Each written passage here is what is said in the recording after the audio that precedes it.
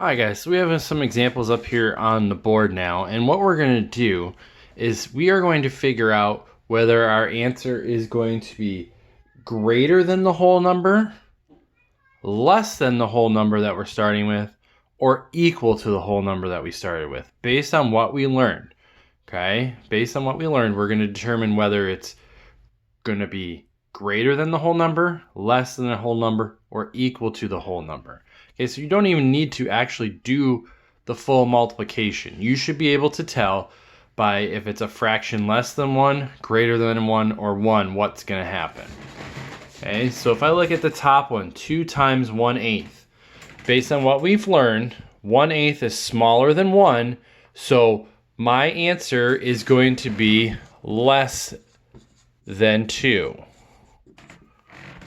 Okay. Second one, 4 times 1 3/4. 1 3/4 is greater than 1, which means my answer is going to be greater than 4. 12 times 5/6. That's smaller than 1, which means my answer is going to be less than 12. 10 times 1 3/5. This is bigger than 1. So I'm going to have an answer that's greater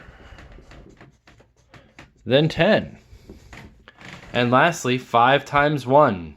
Well, if it's 1, that number is going to stay. So my answer is going to be equal to the whole number. So that's what we're looking at today, guys. We're not even doing the full multiplication.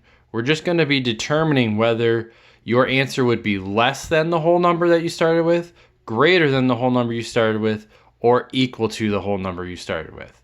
If you have any questions, feel free to let me know.